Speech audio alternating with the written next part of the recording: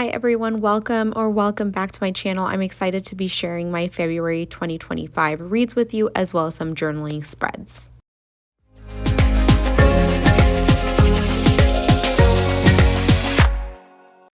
I had a pretty good reading month in February. I will say I read 3 books and they were all amazing and blew me away.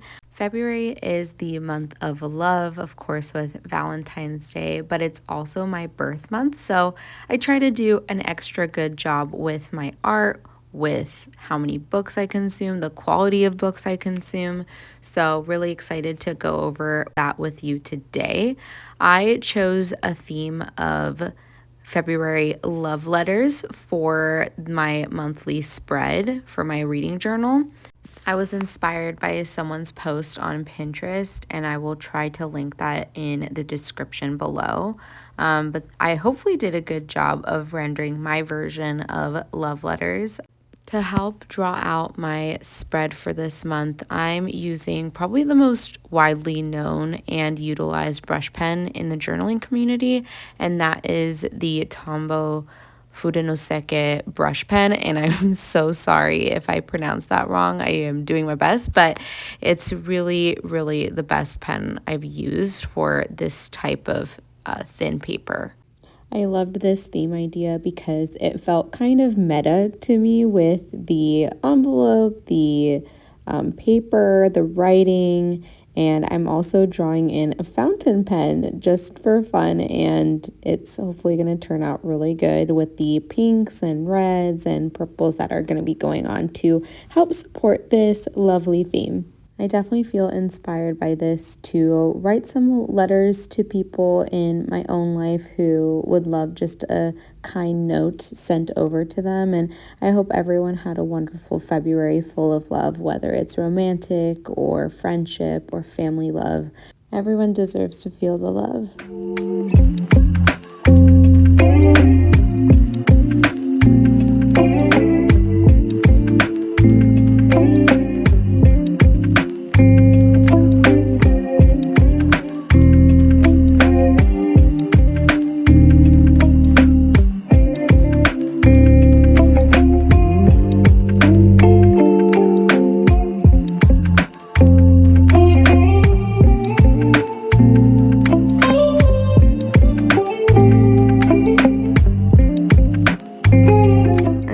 Before, I read 3 books this month and they were all very long but very well worth all of the time spent towards reading it. And the first one I read this month was Ninth House.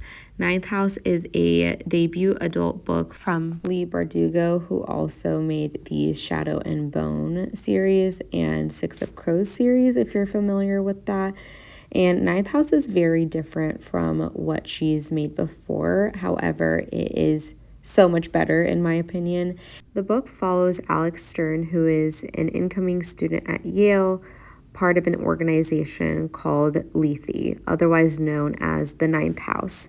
And it is known to be the Ninth House because it oversees the 8 ancient secret societies on campus that deal in magic.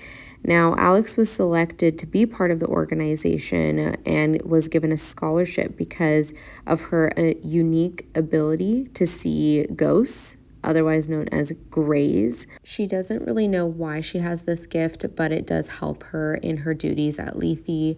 And she has her own troubled past that she's running from as she's a survivor of a multiple homicide back home. And she is a very flawed but relatable and highly interesting heroine that I instantly rooted for as she navigates many mysteries, including her mentor named Darlington being missing. And when we open the book, he's nowhere to be found, but we do get a sense of their relationship through flashbacks and a yearning to get him back from wherever he went. And there's also a local girl named Tara who is murdered and seemingly connected to one of the secret societies. So Alex has a lot going on to solve, and this book is full of secret, supernatural intrigue, murder, and it's rich with that dark academia atmosphere that I love. And it also explores corruption and power and the influence of privilege in a highly intriguing way. I love this book. It's 5 stars.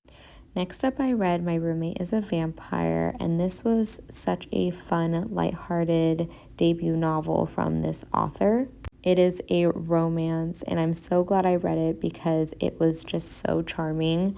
The book features Cassie, who is a struggling artist about to get evicted again when she stumbles across a Craigslist post for an apartment that is at a unbelievably cheap price in Chicago. This deal is too good to be true, but she does go ahead and check it out when she finds Frederick J. Fitzwilliam, who is her prospect roommate and landlord, who seems to come straight out of the Regency era with his mannerisms, his language, his dress. Cassie finds him very interesting because he sleeps during the day and goes out at night for his business. And this works out because they don't run into each other much, but they do start exchanging handwritten notes and also have a wonderful friendship that turns out to be so much more.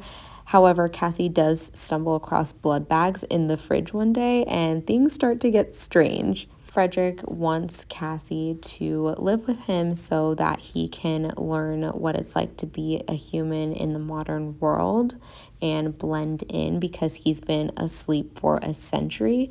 And I found those moments so charming. Cassie had to teach him how to order coffee and so much more, and they really just became so strong independently and together.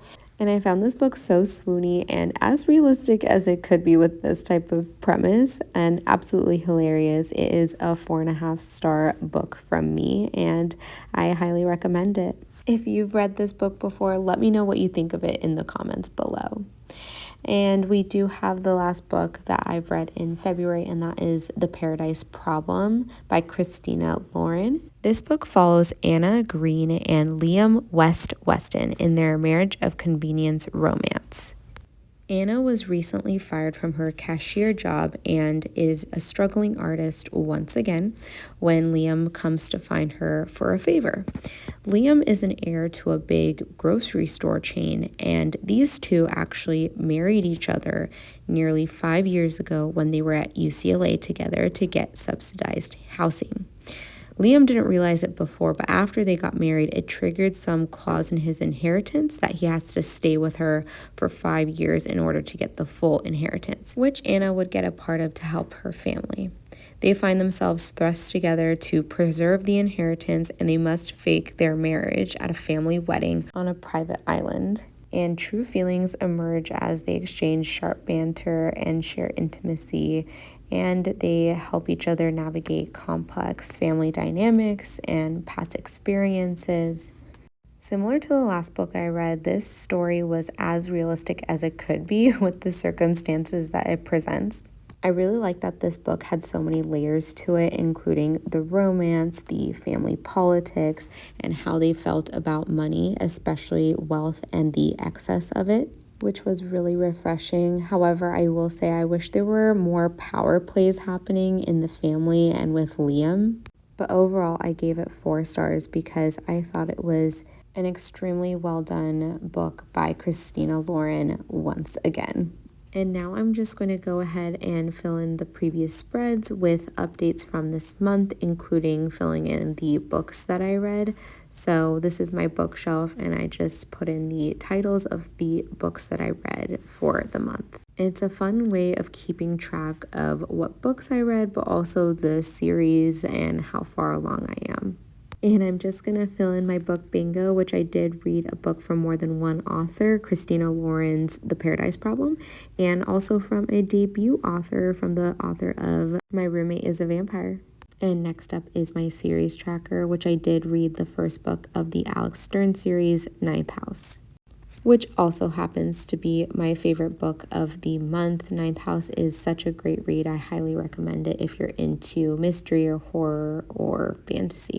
And that is my reading journal for February 2025. I hope you enjoyed this video. I really love sharing the books that I've read with you. So if you want to explore more books with me or just check out my journaling spreads, please go ahead and subscribe to my channel, like the video, and put a comment of your favorite book so far this year.